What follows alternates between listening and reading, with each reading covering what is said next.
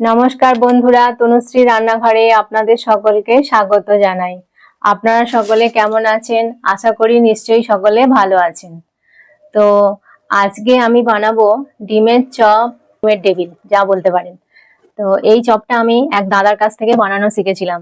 খুব নামকরা এই দোকানের চপ, খুব বিক্রি হয় ভালো। আমরাও ছোটবেলা থেকে এই দোকানের চপ খাই, খুব ভালো খেতে। তো একদিন ওই দাদার কাছ থেকে রেসিপিটা জেনে নিয়েছিলাম যে কেমন করে এটা বানাতে হয়। উনি বলে দিয়েছিলেন, সেরকম করেই আমি বাড়িতে বানিয়েছিলাম। তো বাড়িতে আপনার দাদা ভাইয়ের খেয়ে খুব ভালো লেগেছিল, বলছিল একদম ওই দোকানদার দাদার মতোই হয়েছে খেতে। তো আমি ভাবলাম তাহলে আপনাদের সাথে এই রেসিপিটি একটু শেয়ার করা যাক, আপনাদের কেমন লাগে দেখি। তাহলে চলুন শুরু করি আজকের রেসিপি, ডিমের চপ বা ডিমের টেবিল। ডিমের ডিমগুলো আমি সেদ্ধ করে নিয়েছি, 4টে ডিম সেদ্ধ করে এইভাবে হাফ হাফ করে কেটে নিয়েছি। আর নিয়েছি আলু সেদ্ধ, সেদ্ধ করা আলুকে আমি ম্যাশড করে নিয়েছি। এবার লাগবে হচ্ছে পেঁয়াজ কুচি, আমি দুটো ছোট ছোট পেঁয়াজকে কেটে কুচি করে নিয়েছি। কাঁচা লঙ্কা কুচি নিয়েছি, যে যেরকম ঝাল খাবে সেই অনুযায়ী কাঁচা লঙ্কার পরিমাণটা বাড়িয়ে বা কমিয়ে নিতে পারবে। এতে আছে আদা রসুনের পেস্ট 1 চামচ মতো, কিছুটা চিনেবাদাম ভেজে নিয়েছি আমি। আর এই চপের মেন উপকরণ হচ্ছে এই ভাজা মশলাটা। এইটা আমি বানিয়ে নিয়েছি শুকনো খোলায়, একটা শুকনো লঙ্কা, একটু ধনে আর জিরে, এই তিনটেকে শুকনো খোলায় ভেজে গুঁড়ো করে নিয়েছি।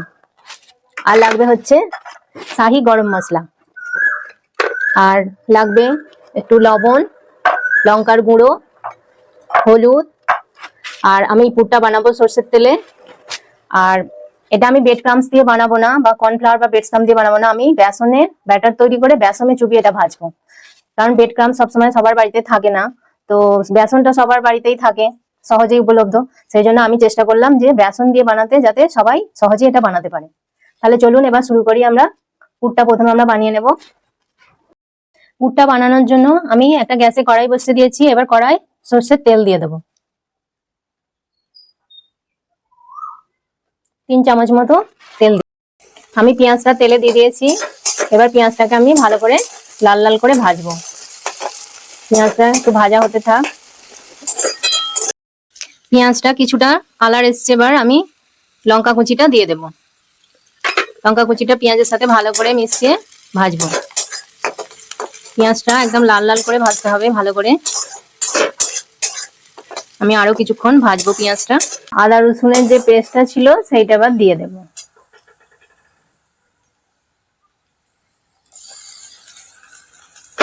আদা রসুনের পেস্টটা দিয়ে লবণ দেব। আমি হাফ চামচের মতো লবণ দিলাম। আর দেব শুকনো লঙ্কার গুঁড়ো, আপনারা যেরকম ঝাল পছন্দ করেন সেই অনুযায়ী দেবেন। আমি হাফ চামচের একটু কম দিলাম। আর দেব একটু হলুদ গুঁড়ো।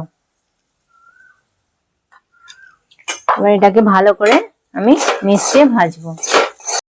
এবার এতে আমি সেদ্ধ আলুটা দিয়ে দেব। সেদ্ধ আলুটা আমি পুরোটা এর মধ্যে দিয়ে দেব। দিয়ে এবার এটাকে আমি ভালো করে মেশাবো। এইভাবে নেড়ে নেড়ে এটাকে ভালো করে মেশাতে হবে।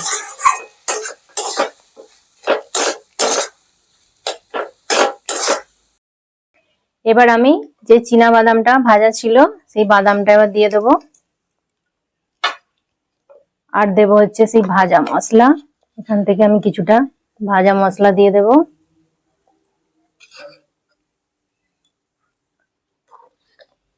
এটাকে ভালো করে এবার মেশাবো। এবার এতে আমি গরম মশলা দেব। গরম মশলাটা একদম লাস্টে দেবেন।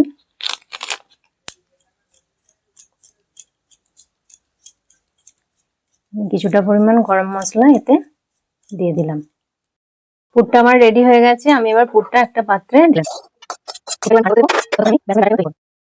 এবার আমি ব্যাটারটা তৈরি করব। ব্যাটারটা তৈরি করার জন্য আমি বেসন নিয়েছি। এবার এতে আমি লবণ দেব,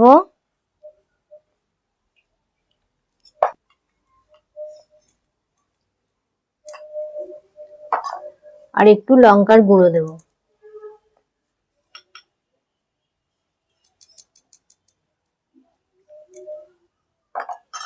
এবার এটাকে ভালো করে মিশিয়ে নেব। আর এতে আমি একটু সামান্য খাবার সোডা দেবো, একদম সামান্য আমি দেব, এর থেকে বেশি দেব না। এবার আমি এটাকে জল দিয়ে গুলে নেব। খুব বেশি জল দেব না, অল্প অল্প করে জল দিয়ে এটাকে একটা ব্যাটার তৈরি করে নেব।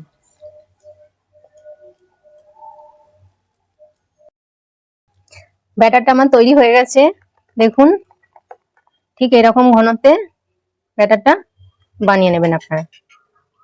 আলুটা আমার পুরো ঠান্ডা হয়ে গেছে, আমি এবার এক এক করে চপগুলো রেডি করে নেব। একটা করে ডিম নেব,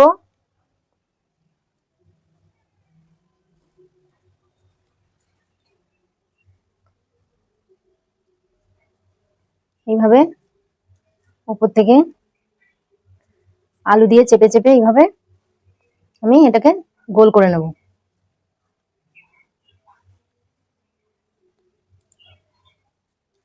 এইভাবে এইভাবে আমি সব ডিমগুলো বানিয়ে নেব।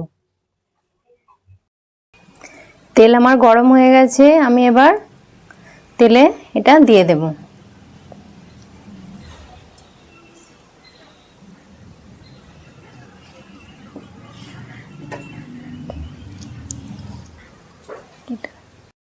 আমার চপটা ভাজা হয়ে গেছে, এবার আমি চপটা তুলে নেব।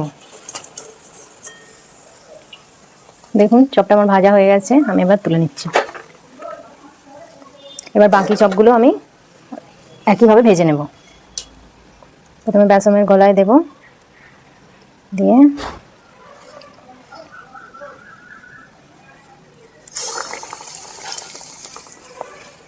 আর একটা দিয়ে দেব।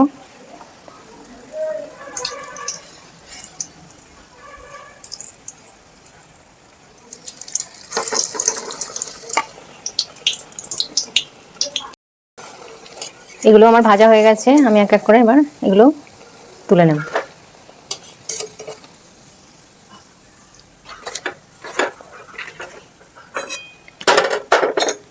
এই চপটাও আমার ভাজা হয়ে গেছে, আমি এবার এই চপটাকেও তুলে নিচ্ছি, নিয়ে পাত্রে রেখে দিচ্ছি। দেখুন সব চপগুলো আমার ভাজা হয়ে গেছে, কত সুন্দর হয়েছে ভাজাটা, ভালো লাগছে তো। তাহলে বন্ধুরা কেমন লাগলো আমার এই চপের রেসিপিটি? আপনারাও ঝটপট এইভাবে বানিয়ে ফেলুন সন্ধ্যাবেলার টিফিনে। এরকম চপ খেতে সবারই ভীষণ ভালো লাগে, আপনারাও বানিয়ে ফেলুন এইভাবে, আর বানিয়ে বলবেন কেমন লেগেছে আপনাদের। দেখুন বন্ধুরা আমি ভেঙে চপটা দেখাচ্ছি কেমন হয়েছে চপটা।